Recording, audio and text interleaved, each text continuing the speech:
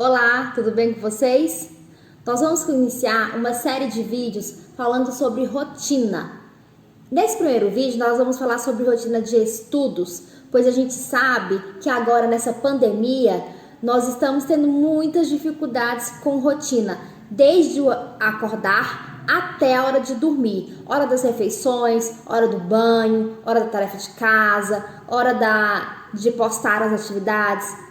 Então, eu separei para vocês 5 dicas de ouro para que vocês, com o papai e mamãe, com os responsáveis, juntos façam a rotina e vocês vão ver o quanto é importante uma rotina de estudos, o quanto faz diferença na vida de toda a família. Você tem um horário para postar as atividades, para fazer a revisão de conteúdos, ele é extremamente importante para a saúde emocional também da família. Então, eu comecei com a dica 1. Dica 1. Estabeleça horários de estudo. Isso mesmo. Então, vamos lá. Por exemplo, se você estuda pelo período vespertino e a professora sempre passa as atividades, as tarefas, páginas do livro nesse período vespertino, durante a tarde, você vai estipular esse horário para estudar, como se estivesse na escola. O horário da manhã ou o horário de depois do vespertino seria entre 6, 7, 8 horas da noite. Você vai separar para revisar o conteúdo que a professora passou durante a aula, mesmo que seja online, que seja gravada, que seja uma tarefa de página de livro, uma tarefa de atividade impressa. Como é que você vai estipular esse horário? A gente tem feito à mão mesmo, de maneira bem simples, mas é muito eficaz, essa rotina de estudos aqui feito no papel mesmo, papel sulfite, papel A4. E aí você pega uma canetinha, coloca aqui eu fiz como exemplo, rotina da Andréia, então você pode colocar o nome do seu filho, né, o nome aí seu, do aluno, rotina da Andréia. E eu coloquei aqui manhã, tarde e noite. Coloquei 2021 e coloquei todos os dias da semana. Segunda, terça, quarta, quinta e sexta-feira. Eu não vou preencher aqui com vocês para o vídeo não ficar tão extenso. Mas, por exemplo, se a sua aula, se a professora pôs atividades de manhã, então aqui na segunda de manhã você vai colocar aqui o horário que você vai acordar, que você vai tomar café, que você vai ficar disponível para a aula.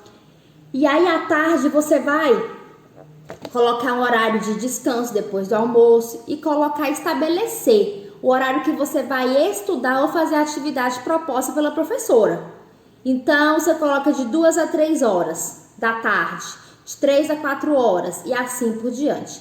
À noite, você também coloca o que você faz, tá bom? Então, você preenchendo isso aqui e colando na parede do seu quarto, da cozinha, da sala, fica bastante produtivo para você saber o que você tem que fazer, tá?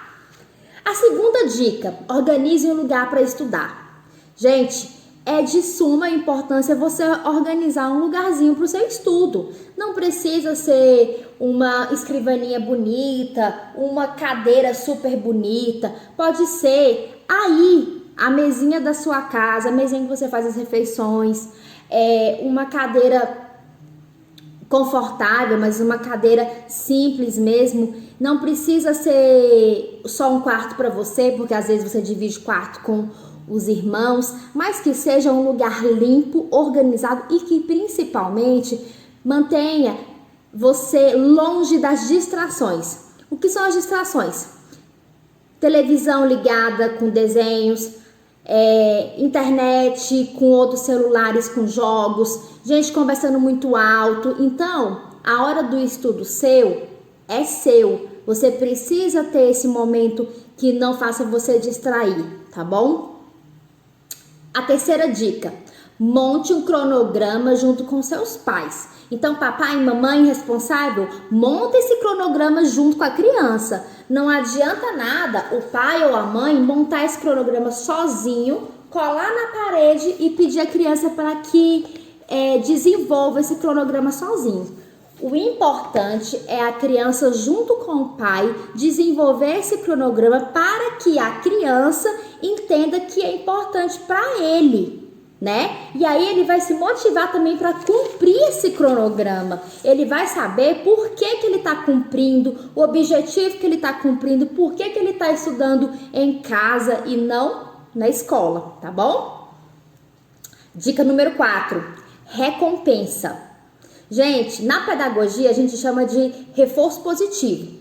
Quando você recompensa o seu filho, o seu aluno, por uma coisa legal que ele fez. Então, digamos, você fez aqui um cronograma e você combinou com seu filho, né? Vocês combinaram juntos, papai, mamãe e a criança, de que se ele cumprisse todo o cronograma da semana, no final de semana ele ia comer uma sobremesa, um pudim, um bolo de chocolate, alguma coisa que ele gostasse.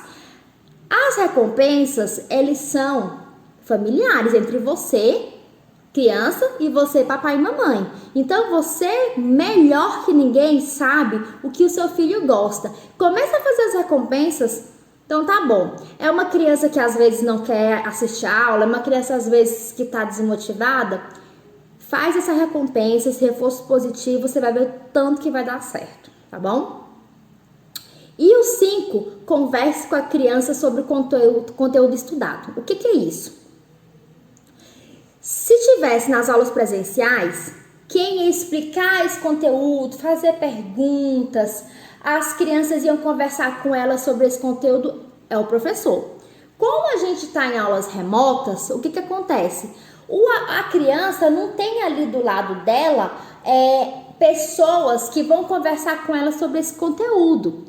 E a gente sabe que quanto mais a gente conversa, explica, ensina as pessoas, mais a gente aprende. Então você, papai e mamãe, precisa fazer essa função de perguntar o que a criança aprendeu naquele dia. Às vezes você nem sabe tanto desse conteúdo, mas o simples fato de você fazer uma pergunta para o seu filho, para sua filha,